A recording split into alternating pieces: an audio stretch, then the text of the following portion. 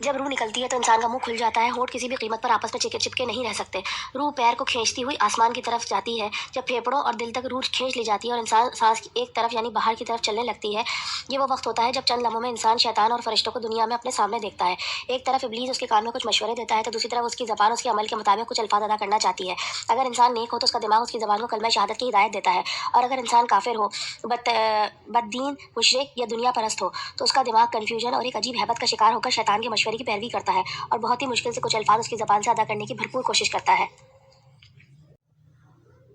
ये सब इतनी तेज़ी से होता है कि दिमाग को दुनिया की फजूल बातों को सोचने का मौका ही नहीं मिलता। इंसान की रूह निकलते हुए एक ज़बरदस्त तकलीफ ज़हन महसूस करता है, लेकिन तड़प नहीं पाता, क्योंकि दिमाग को छोड़कर बाकी जिस्म की रूह उसके हलक में इकट्ठी हो जाती है और जिसम एक गोश्त के बेजान लोथड़े की तरह पड़ा हुआ होता है, जिसमें कोई हरकत की गुंजाइश नहीं रहती। आखिर में दिमाग की रूह भी खींच ली जाती है। आंखें रूह को ले जाते हुए देखती हैं, इसीलिए आंखों की पुतलियां ऊपर चढ़ जाती हैं या जिस सिम फरिश्ता रूह कब्ज़ करके लेके जाता है उस सिम की तरफ होती हैं।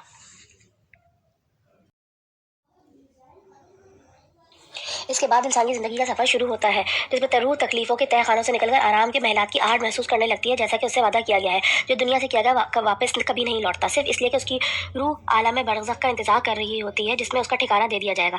इस दुनिया में महसूस हो जाने वाली तवील मुद्दत उन रूहों के लिए चंद सेकंड से ज़्यादा नहीं होगी, यहाँ तक कि अगर कोई उनसे करोड़ों साल पहले ही क्यों ना मर चुका हो।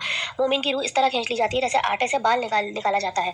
गुनहगार की रूह खारदार दरख्त पर पड़े हुए सोती कपड़े की तरह खींची जाती है। अल्लाह सुब्हानहू व तआला हम सबको मौत के वक्त कलमा नसीब फरमाकर आसानी का मामला फरमाए। आमीन या रब्बुल आलमीन।